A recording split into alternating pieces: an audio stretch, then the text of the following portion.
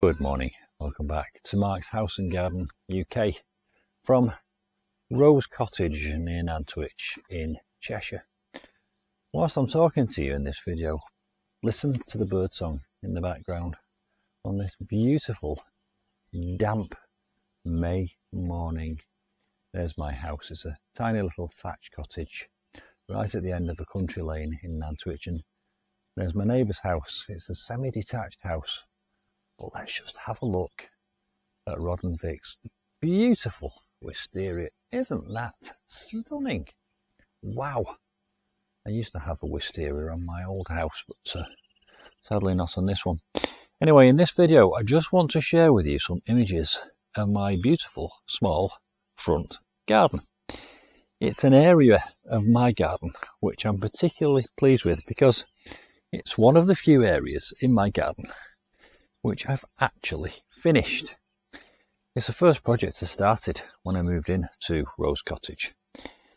Before I moved here, this was a rather untidy and uncared for cottage garden, I suppose you might call it. But because this cottage was somebody's second home, holiday home effectively, the garden didn't really get very much attention. So this was a little bit overgrown. And the first thing I decided to do was completely strip it bare. I took everything out of it. There was a large rose down in this corner, and there was a rose growing up there, which I rescued and I saved. I've still got the roses. And all this area was covered in weeds and various other plants. There were some plants that were worth salvaging in there. There was a lovely big hydrangea which I rescued, but it was all a little bit untidy.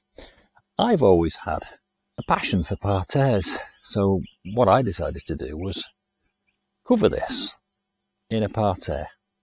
Now I wanted it to be low maintenance, a part of the garden that I could come and sit in and enjoy whilst I was doing other projects in the garden. And I have to say, I do have quite a few projects on the go at the moment. I've got an arid desert bed going on, which you can see just beyond the parterre there, and then further down the garden I have an olive grove, and then over in the far corner of the garden, right in the far corner over there, I have a Jurassic jungle garden around my wildlife pond. But those are all projects which are in the process of being completed. This is finished, and it consists of my parterre, which has got an urn in the middle, 2 Trachycarpus fortunii, and then at the back along there is what I call my white garden. So now I'm going to step into the parterre, climb over this little fence at the front, and get a closer look at some of the things that are happening at the moment, mid-May. I've just fed these Trachycarpus, basically sprinkled slow release around the top, and in this urn here I've put Peruvian daffodils, and you can see they're just starting to come up there. Look, there's one. I've got 4 in that urn, and because these urns here are slightly larger, I've got 5 each in these urns, and you can see here these are also starting to rise to the surface there. Now I call these white spider lilies, but they're not white spider lilies, but they do have the look of a white spider lily, so I should look forward to those coming through. Now I call this my white garden, and it's my attempt to go all things white. These are all white agapanthus. They've been in the garage for the winter, and they've just come out, and it seems that they've all survived. Now when they came out of the garage, they were all very white, like forced rhubarb, but they're starting to photosynthesize again and go green. And this one here, you can see, has already started to develop some flower buds. Kept in terracotta pots. Terracotta helps them breathe. Now here, interestingly, there are some lilies which we bought from a supermarket, and we had some lovely flowers on them last year, and I just put them to one side for the winter. And I never knew that this would happen, but they've all come back to life. Look, I love the way the water sits on leaves when it's raining. There's a white agapanthus already started off. That's an early bloom. Hopefully in a few weeks' time we'll have dozens of lovely white agapanthus blooms all the way along here. Here, hydrangea, Annabelle. Oh, somewhere over there there's a goose flying over. Let's see if we can capture them. There they go. I hope the camera's getting them.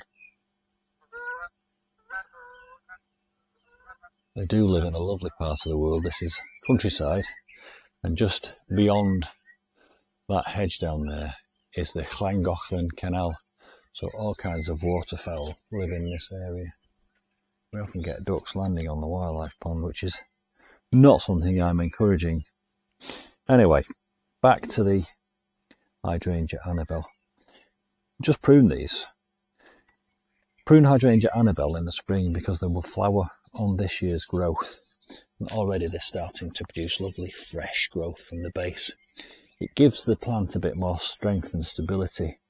It has a lovely solid foundation of rootstock, and then it produces this lovely fresh growth from where you've pruned it. So you prune down to where you see evidence of growth in the springtime, and that's where it will grow from. These very soon will be 1.5 meters high, and at the top they will have these beautiful white Annabelle blooms.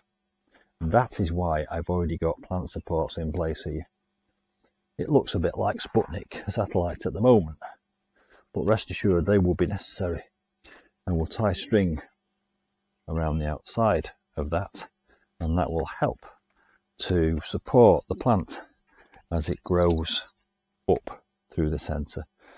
They are a little bit susceptible to wind damage. You can get a hydrangea Annabelle called hydrangea Annabelle Strong, and it's stronger than these, but these are not that. Interesting point to note here, look at this. That is one of the plant supports which I put in last year. Basically, I chopped some very straight branches off my apple tree. Perfect for plant supports, and you can see here there's the evidence of last year's support, that string there, and I shall replace that string this year. But what's interesting about this one is it's grown. Can you see there? I've got an apple tree rooted from a plant support in the base of this hydrangea pot down there. Can you see that? Now this is the last year these are going to stay in these tubs. They've been in tubs now for 3 years. My mum bought me these hydrangea Annabelle 2 years ago for my birthday. My birthday is in May, so I've had these for 2 years now. And this is the last year they'll be in tubs. They will be eventually going in the ground in my garden. Let's just take a bit of a divergence.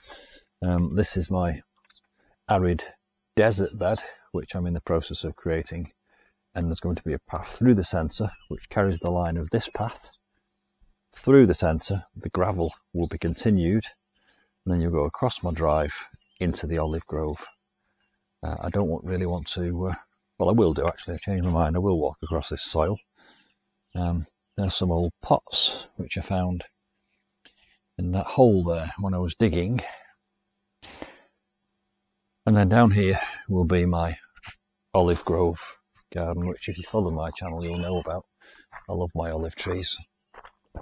There's 3 new olive trees which I've just purchased from Costco, and I have dug the holes ready for them to be planted. There's going to be one there, one over there, and one there.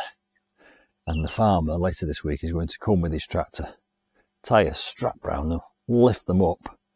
I will tap the pot off, and they will be lowered gently into those holes, and they're going to be banked up too, so there's going to be like a shallow mound over the top. You want to have a quick look at the Jurassic Jungle garden whilst I'm talking?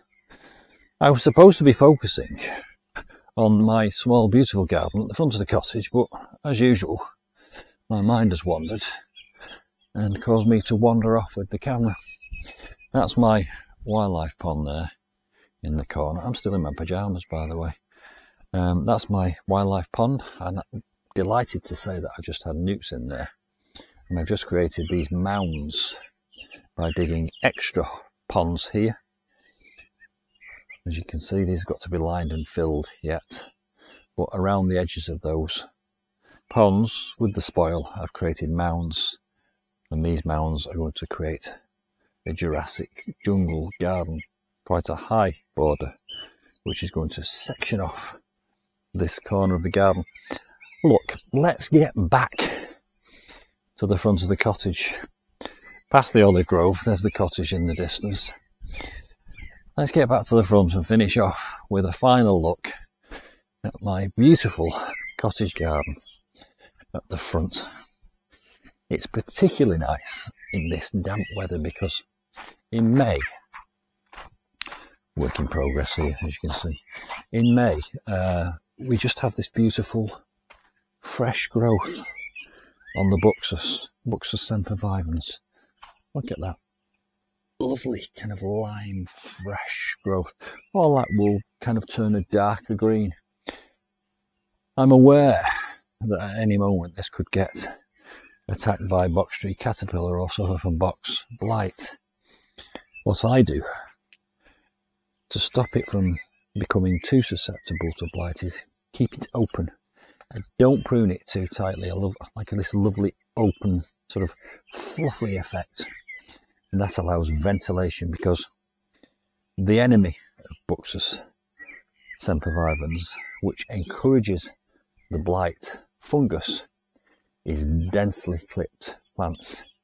So don't prune it too tightly, because that will stop the ventilation going through it. This will have a bit of a prune later this year because it's getting a little bit shaggy, as you can see over there. Look, a little bit long in the tooth there. A bit there. Look at that, lovely. Always pick your clippings up whenever you prune again, because they can harbour disease. So there we go. My beautiful small front garden at Rose Cottage near Nantwich in Cheshire. And I'll see you soon for some more cottage garden adventures. Bye for now.